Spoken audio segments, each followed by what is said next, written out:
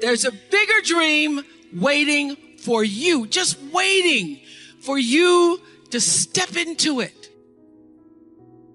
Everything you try to do is already done. So when I figured that out, oh, what I'm putting out is what's coming back.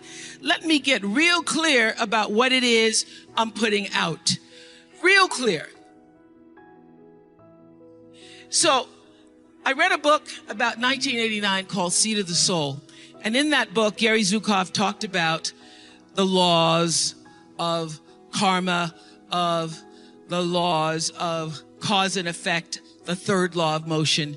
And in that book, he talked about how intention, your intention is always one with the law. Meaning, before you even think about a thing, you have an intention for the thing. And that the intention is going to determine the outcome. That's why the same people can go to the same church service and somebody walk down the aisle just to be seen to put some money in the church, and somebody else who just goes and just has a little bit to offer.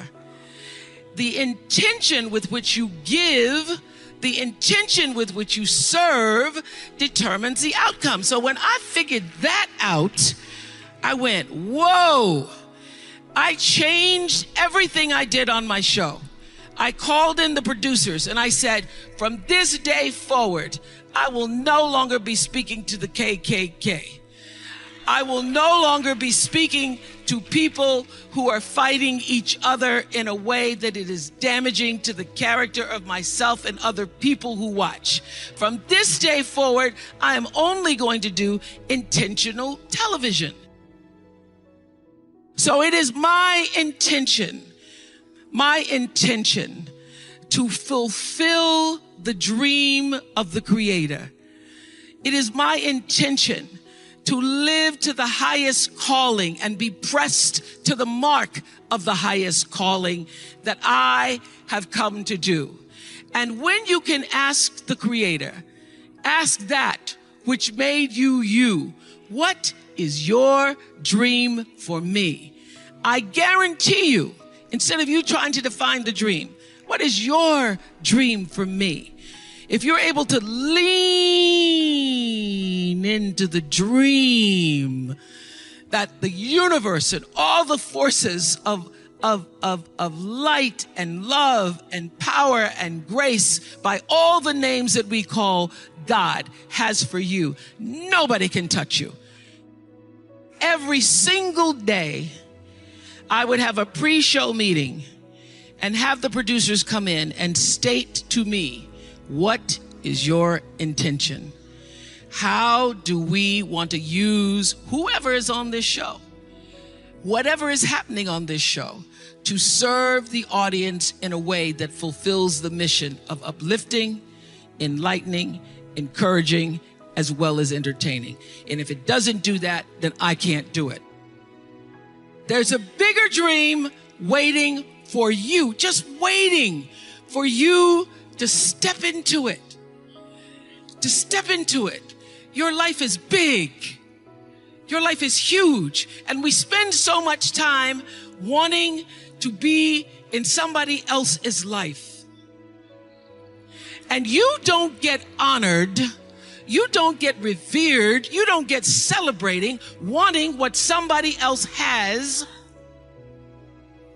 because that which created you, divine intelligence that dreamed you from before your ancestors ever knew they would become your ancestors, that which dreamed the seed of you, wants you to know how special, how wondrous, how mysterious, how complex, how glorious, how phenomenal you are. And you get no credit messing in somebody else's territory. Some people are born with extraordinary size, strength, speed, and talent, but without determination, that talent never flourishes. Because determination is what turns average men and women into winners. No one is born a world champion. just like no one is born a brain surgeon. The successful do what they must, what they can to be the best, to be number one. For me, it was a 5-mile run at 5 a.m. in the morning. For you, maybe continue to be the leader in payroll and human resource industry. And these may be somewhat of a painful sacrifice, but it is this type of determination that just happens to build tremendous confidence. Confidence in knowing that most likely your competitors are not doing the same sacrifices. Determination gives you that, it gives you that mental edge. The secret to change is to focus all your energy not on fighting the old, but building the new you. Put all your energy, not fighting the old, but building the new you. So what is it that you have to do in order to do that? Number one, self-awareness. See, at the end of the day, all of us are the same. The only thing that separates us are the choices we make, the habits that we embrace. And I realize you've got to sacrifice who you've been in 2020. You got to sacrifice whoever that person was. You got to let it go. You got to sacrifice that and put all of your time and energy on building the new you. And building the new you, in my particular case, is more discipline. In my particular case, monitoring myself and my progress, staying on top of it, watching, am I doing well? Am I moving in the direction where I want to move? To give up the things that will distract me from doing that, to make the sacrifice of some things that I enjoy doing, but I can't afford to do it because it's soaking up time, and time is life. Time is life. Learn to work with the people who deserve it, not the people who need it. You must be like life itself. Respond to deserve, not to need. It doesn't say if you need, you will have a harvest. It doesn't say if you need a harvest, you'll have a harvest. It's not what it says.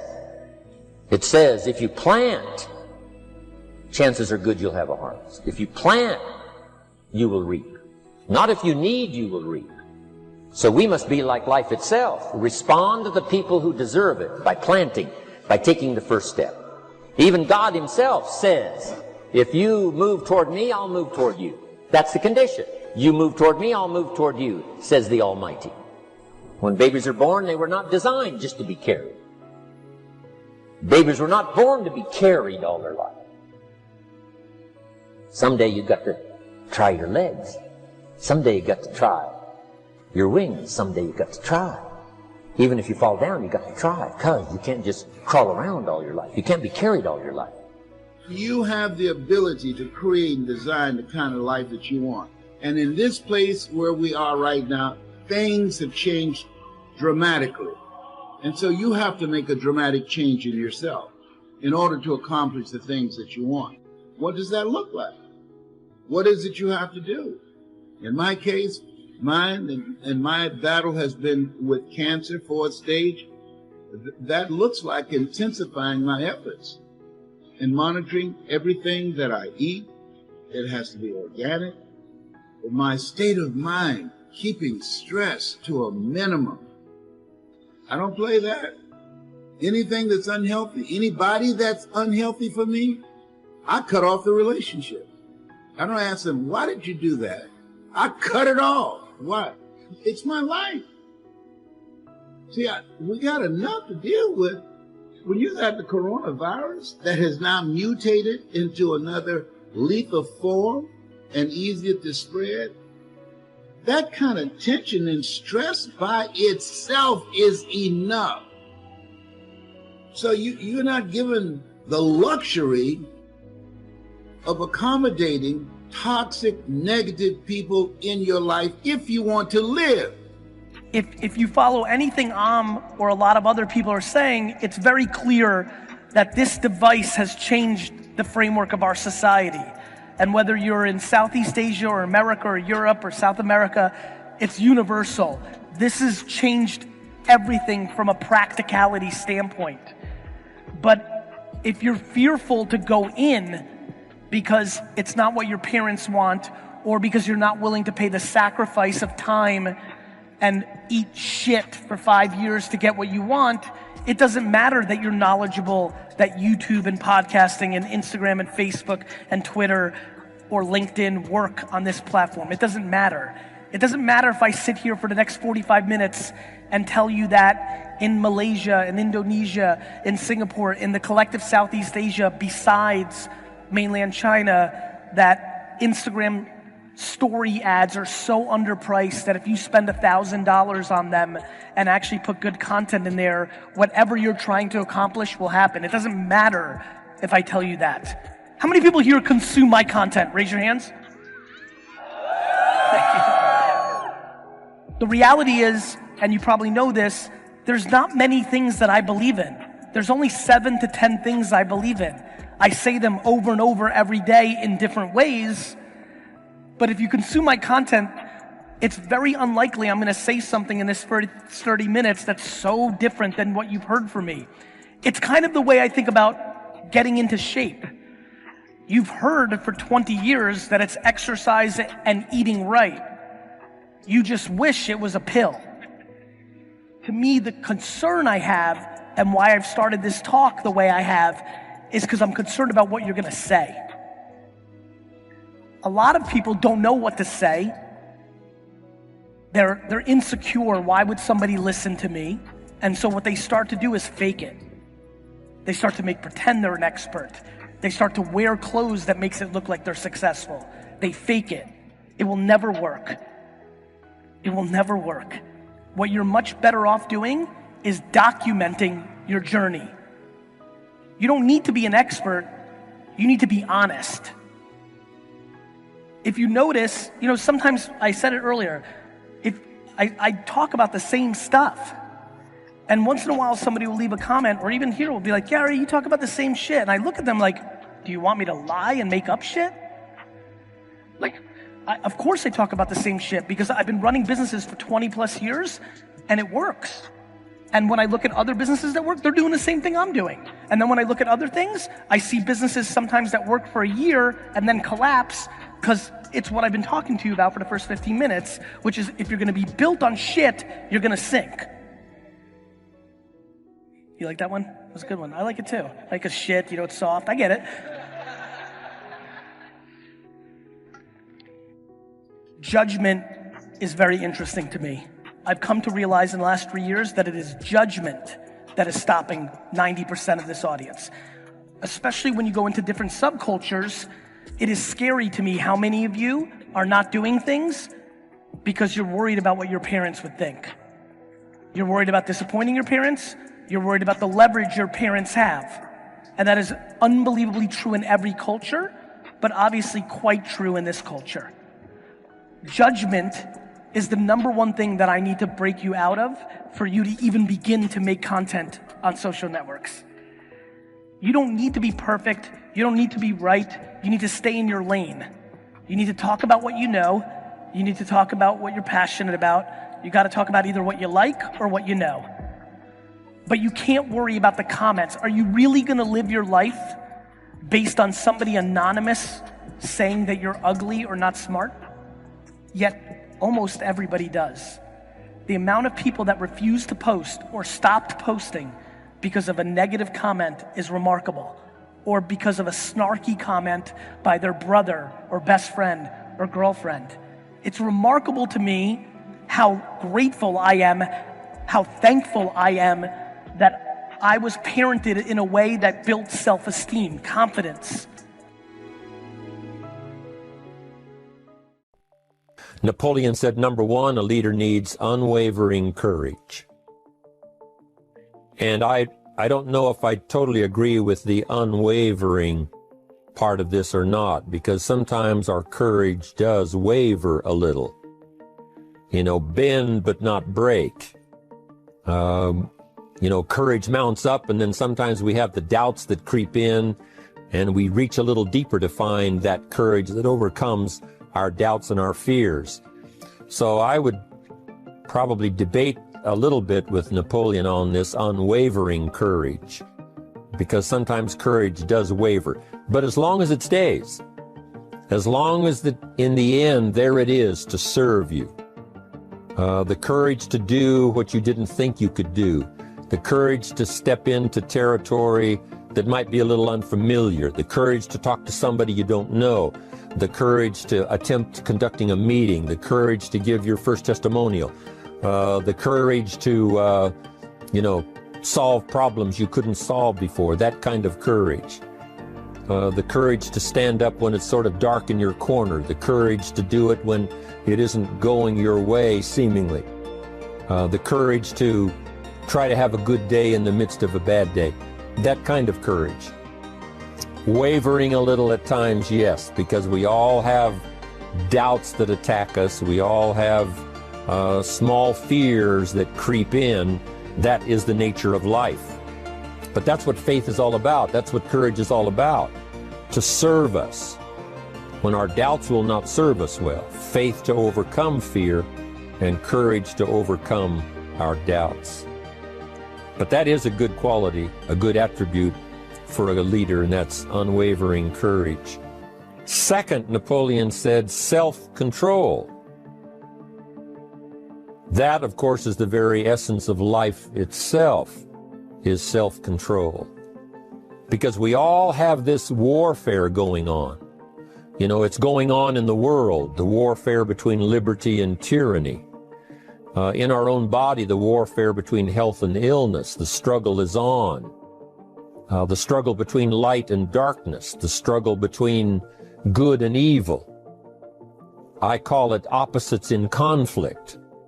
And as soon as you're born into the world, as soon as you find yourself and discover yourself on this spinning planet headed somewhere, you know that this exists. To be a civilized society, we must drive the dark side of our nature into a small corner and let the positive side flourish. Early, we must learn to exercise self-control. Power is a wonderful thing, but it must be exercised properly. It must be exercised to benefit, not to destruction. So self-control is certainly necessary to be a strong leader, so that you can become the best example. The example of having your temper well managed, to having that dark side of your nature under control. The best example of choosing wise words and not being careless, that kind of control. Control of your appetite, control of your desires, so that they fit into the positive side of life and not the negative side. Self-control, very important.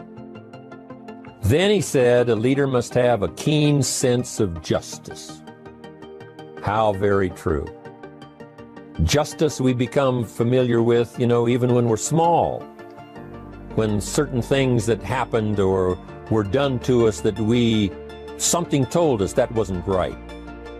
Someone did us wrong. We have that sense of right and wrong, and it starts very early. Then we have to have that sense of utilizing what's right and what's wrong so that we develop this sense of justice, this sense of being fair, this sense of being on the positive side, on the right side. To minimize a person's mistakes, they need to have this sense of justice. We have to have justice when we're building an organization. What's fair, what is a good balance. The marketing system that Mark put together has to be fair for everyone. If you have a customer and you take care of that customer, someone else cannot come along and take that customer. The same is true with the distributor. Certain rules and regulations, so that all of us have a chance to fit within this framework of fairness, justice, and what's right. Otherwise, enterprise cannot work.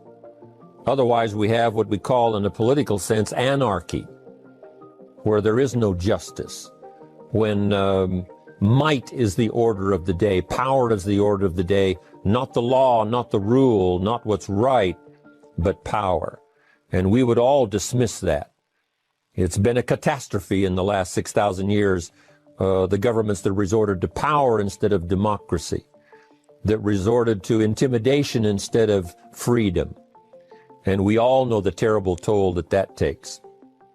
But it takes a toll not only politically in a country or politically around the world, but it takes a toll even in enterprise. It takes a toll in school if a teacher is unfair. It takes a toll in working on a team where someone is unfair, or where the leadership is not fair in the administration of justice. So this is true. A keen sense of justice and what's fair and what's right. Part of this we have to learn as we go. You know, you don't have it all the first year. You haven't got it all the second year, the third year. After all the years that I've, been around, both as a human being and as a business person, we're still, even at these years, trying to decide what's best, what's fair, what's right, to give balance to our life and to build on a firm foundation for the future. So I agree with Napoleon. Good idea. A sense of justice. Here's another one, he said, definiteness of decision. Indecision is the thief of opportunity. If you don't decide, the opportunity could slip away. If you don't decide what you're going to do today, the day could get away and you're not very effective. I talked about in my recent travels about time management. Here's one of the best ideas of time management. Don't start the day until you have it finished. Is it possible to finish the day before you start it? And the answer is yes. If you don't finish it to the best of your ability, have some idea, some good plan, sure enough, the day escapes. And in the morning you say, let's see, what should I do now? In the afternoon you say, hey, time's getting away from me, what should I do now? And now most of the day is lost. Most of the day escapes not being utilized and doesn't work for you simply because you didn't make those decisions early, at the early part of the day. The decisions we make in the early part of our life sometimes last for a lifetime. The early decisions that you make about what you're going to do with your life as far as Herbalife is concerned, those decisions are vitally important. If you neglect them and don't make them, sure enough, the time passes and the opportunity sometimes is diminished, and sometimes you spend a lot of time now catching up simply because you didn't make those early decisions. So it's the decisions at the first of the day, it's the decisions at the early part of the month, it's the decisions at the early part of the year that greatly determines what kind of year you're going to have. The decisions you make in the early days of your marriage, sometimes those are the decisions that affect the marriage for a lifetime. The decisions you make at the first chance you see opportunity, those decisions, what you're going to do with it, how far you're going to take it, what it's going to be meaning to you in the years to come. Those early decisions are vitally important. Then we need decisions to correct poor decisions, to overcome our mistakes. It's possible, of course, for all of us to make unwise decisions. And at the end of 1 year, at the end of 1 week, 1 month, or at the end of a few years, we say, that decision cost me too much. Cost me a lot of time, cost me a lot of money, cost me maybe a good relationship, cost me a chance to be productive. But as long as you're alive, there's still a chance to use new decision power to correct the mistakes of decisions that were bad in the past. All of us have the opportunity to do that, but I think Napoleon was right here too. You got to be definite in making decisions so that the opportunity doesn't pass you by. Take advantage. Here's the next one. Napoleon Hill said, a good leader has definite plans. How important that is. And of all the years, I think, to cash in on Herbalife's momentum and make some plans for the future, this has got to be one of the greatest years. Herbalife in these 18 years now has created some incredible momentum, not only in opening up the countries, but momentum in the refinement of our marketing, momentum in developing new products, momentum in developing our support system. The key is now for you to make plans to ride on that momentum. Herbalife is like the tide that comes in, and the rising tide lifts all the ships, if they're in the water. If your ship and your boat is not in the water, even though the tide comes in that would lift all the ships, if yours is not in the water, then it doesn't benefit you. So here's what you should do. Have the same intensity to make your plans for the future as Mark Hughes has. As the President's team, Chairman's Club especially, make the plans for the Herbalife company future, you've got to now make your plans. Don't let this momentum pass you by. Don't let this momentum go uncashed in on. Don't let it be like a lost cause for you. And maybe you've, because of the lack of plans, have lost a month or two, or you've lost a week or two, or maybe you've lost a year, and you were 10% effective instead of 100%. Now's the time to change all that and start making some plans. Your Herbalife plans, they're vitally important.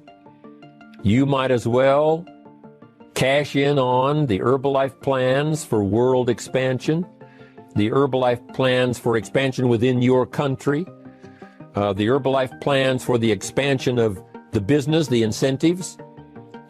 Cash in on that, capture that, and say, I've got to have some plans that match Herbalife. Not necessarily match Herbalife in numbers, but that can match Herbalife in momentum, that can match Herbalife in cashing in on the opportunity, your plans for Herbalife expansion. You got to have some plans for your family, right? You got to take your family along. Don't leave them out. One of the challenges all of us have in making our plans is how to balance everything, to make sure that we don't regret at the end of the year, I spent too much time on that. I spent too much money. And then if you have, say, how can I not do that again? And construct some better plans so that you won't have any regrets at the end of a year to come, 5 years to come, 3 or 4, 5 years to come. Definite plans. The plans for the use of your money. One thing I've admired about Mark Hughes since I've met him all those years ago, once he started becoming successful, he had a splendid plan, not only for his personal success in terms of financial security, but in terms of the company. Because Mark has to look after the company and make sure that the company is secure, that the company has plenty of reserves, so that no matter what happens around the world, and when you're doing business in 37 countries, you can imagine what the challenge is to make sure the plans for each country are there, the backup plans, the financial plans, as well as products and opportunity and marketing.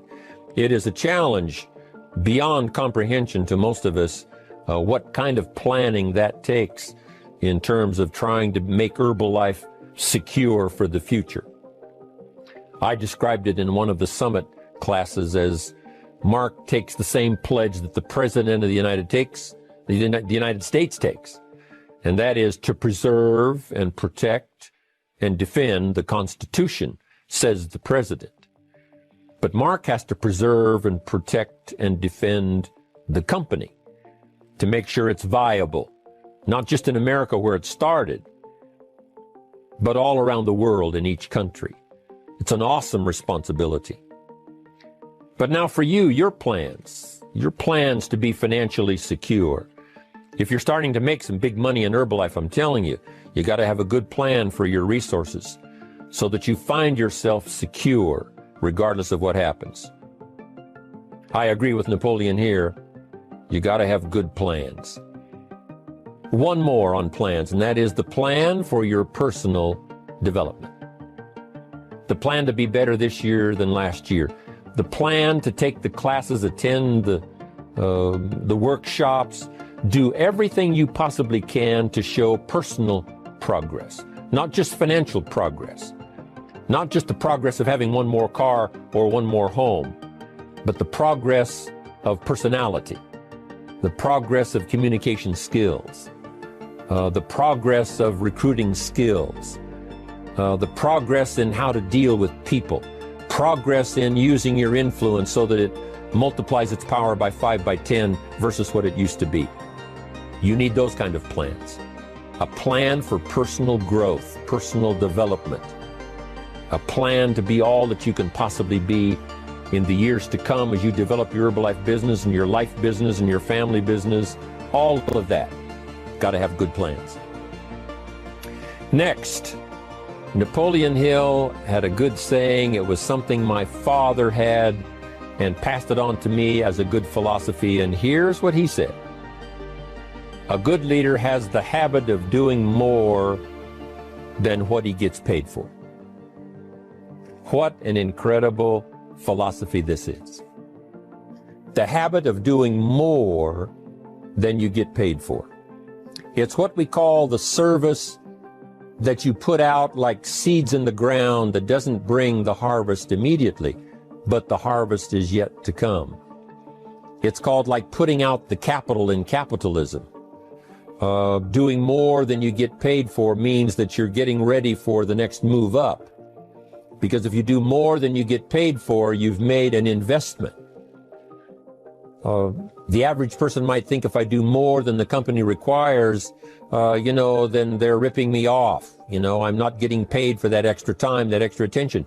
But you must not view it that way. You must say, I'm getting there a little earlier, staying a little later, as an investment in my own personal future, because I want that kind of reputation. I want that kind of philosophy to work in my life. Do more than you get paid for. And this philosophy works incredibly well in Herbalife. You make the Herbalife sale of the Herbalife products. Now you must do more than you've gotten paid for. Right? They've got the product, you've got the money. But you can't stop your investment there. Now you must develop the investment in time, effort, and energy in turning that new customer into a testimonial. And sometimes that's the most difficult work, the work after the sale. Because the sale might be fairly easy. Someone says, hey, I've been looking for this product, I need it, here's my money. But now you've got to stay with them, make sure they don't just buy the product, but that they use the product. And that they don't just use the product, they keep using the product. That's the work after the sale. But if you learn to make that kind of an investment and do more than you get immediately paid for, the payoff in the future can be fantastic. Because as we all know in Herbalife, what really pays off is not a sale of the product. What really pays off is a testimonial. A testimonial that gives you more sales than you can keep up with. A testimonial that takes you places you could never go by yourself, introduces you to people you'd never see on your own. That kind of investment is so powerful. So you do more than you get paid for up front. It's happened for me, making the investment. When I first started lecturing 36 years ago, I talked to high school classes, college classes, service clubs, and I gave it all away. I went and talked for free. Someone said, Mr. Rohn, would you come and do this breakfast talk? I said, sure. Could you do this luncheon talk for this service club? I said, of course. And all of that in the beginning was for free, primarily because I'd made my fortune. I didn't need the money, but I did it for free. But look what it's made for me by giving that kind of service in those early days. And finally it led to business and led to an enterprise. And I was giving the seminar all those years ago here in Los Angeles, and Mark Hughes was in my audience. So what you don't get paid for, don't worry about that. Just render the service with the vision of the future that it'll come back multiplied if you have this kind of habit, this kind of philosophy. Hi, welcome back to Mind Control, where we inspire and motivate you. Hope you enjoy the video. It would not have occurred to me to blame my philosophy. Say, well, I got this lousy philosophy, and that's how come I got pennies in my pocket and nothing in the bank. Things aren't working well. That would not have occurred to me. I found it much easier to blame the government, much easier to blame the tax problem. I used to say taxes are too high. See, but you can't use that anymore. I threw all that old excuse stuff away. I used to blame the traffic, the weather, used to blame circumstances, right? People say I'm too tall, I'm too short, I'm too old, I was raised in obscurity, raised on a farm, parents of modest means, all the stuff. If you were to ask me, how come you find yourself here, Mr. Rohn, age 25, living in America, land of abundance and opportunity, pennies, zero in the bank, not doing well, creditors calling, it would not have occurred to me to blame my philosophy. I found it easier to blame the company policy. I used to say, if this is all they pay, how do they expect you to do well? So I figured that, my future was going to be tied to what everybody else was arranging, the economy and, right, interest rates. I used to say things cost too much. That was my whole explanation, not my philosophy, until my teacher taught me better that this is where the problem was, my own personal philosophy. Here's what's exciting about each person's personal philosophy. That's what makes us different than dogs and animals and birds and cats and spiders and alligators. That's what makes us different than all of the life forms. The ability to think, the ability to use your mind, the ability to process ideas, and not just operate by instinct. In the winter, I'm telling you, the goose can only fly south. What if south doesn't look too good? Tough luck. It can only fly south. But see, human beings are not like a goose, can only fly south. I mean, you can turn around, go north, you can go east, you can go west, you can order the entire process of your own life. And we do that by the way we think. We do that by exercising our mind. We do that by processing ideas and come up with a better philosophy, a better strategy for our life, goals for the future, plans to achieve those goals. All this comes from developing our philosophy. Philosophy helps us to process what's available. Well, when we get here, we got seed and we got soil and we got some rain and we've got some what? Sunshine, and we've got some seasons, and what? The miracle of life. Now the key is, what do you do with all this stuff? How do you turn all this stuff that's available here into equity and promise and lifestyle and dreams and future possibilities? All of this that's possible now with human beings, how do you take all this stuff and turn it into this equities and values? Well, it starts with philosophy. What is the seed? What is the soil? What is the sunshine? What is the rain? Is it possible to take some of each of all the stuff that's available and turn it into food, and turn it into value, and turn it into nourishment, turn it into something spectacular and unique that no other life form can do? And the answer is yes. But you cannot deal with all this stuff and what to do with it unless you start refining your philosophy. Think, use your mind, come up with ideas, and strengthen your philosophy.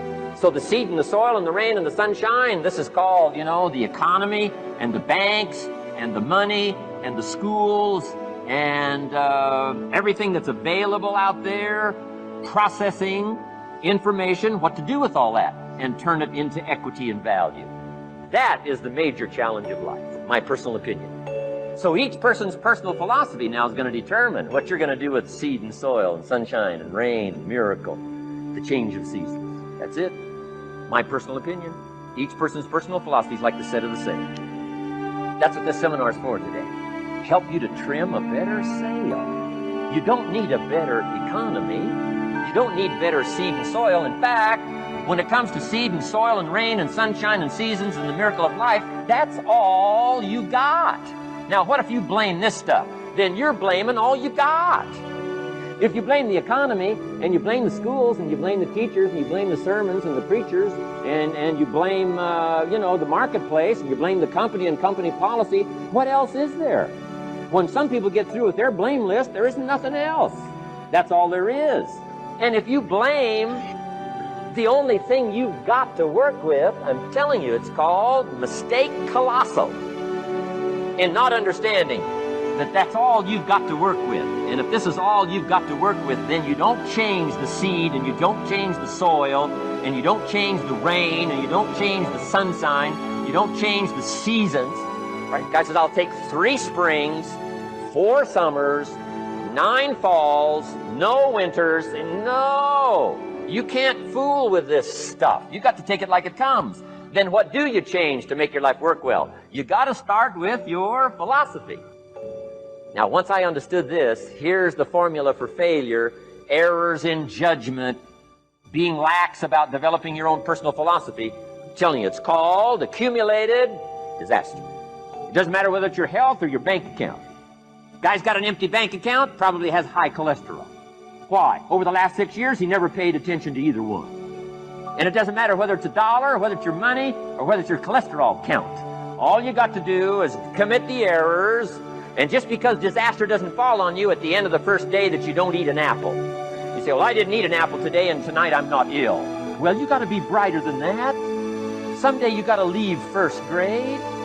Now let me give you the secret to success. Formula for failure: a few errors in judgment repeated every day for 1 month starts the weakness, starts the disaster process. You can imagine what happens in 6 years. Now here's the formula for success.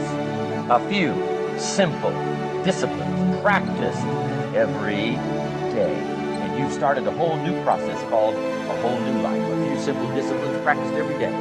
And if you decide today to go for the apple instead of the Hershey bar, I'm telling you, you have begun the process of turning your life around. And if you keep up that process, not only with your health habits, but with your money habits and with your communication habits, with your sales habits and management habits and every other habit that you got, if you'll start that process, eliminate the errors and replace it with disciplines practiced, I'm telling you, you can start this process of life change immediately.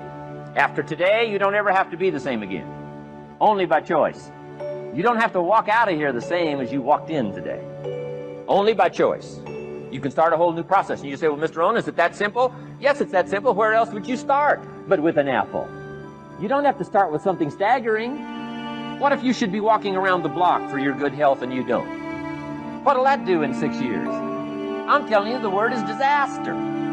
You could and you should and you don't. Here's an even stronger word. You won't. I mean, don't might mean you're careless. Won't probably means you're stubborn. And either one's called disaster. Could, should, don't. I'm telling you, that's why at the end of 6 years, I found myself with pennies in my pocket, nothing in the bank, creditors calling. Could, should, won't.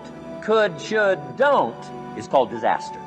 Now, how do you change all that? The next 6 years, I got rich. The next 6 years, I became a millionaire. By the time I'm 31, I'm a millionaire. How about that? You say, well, Mr. Rohn, what happened? Well, strangely enough, during that second 6 years of my economic life, the government was about the same. I'm telling you, taxes were about the same. My negative relatives were the same. I'm telling you, the economy was about the same, and prices were about the same, and everything else was about the same. Circumstances were about the same. Then how come I got rich? How come I totally changed my life? I was not the same. Somebody says, well, what did you go to work on to do all that? I started with my philosophy. I started amending my errors by doing some better thinking, changing my mind, coming up with ideas that I didn't have before I met my teacher. And once that whole process started for me, I'm telling you, I changed my whole life. Within a 6 year period, I was never the same. We'd like to thank you so much for watching till the end. Don't forget to share your thoughts in the comments section. Please also like, subscribe, and share this video with your friends and families. Please watch our other motivational videos. Thank you again.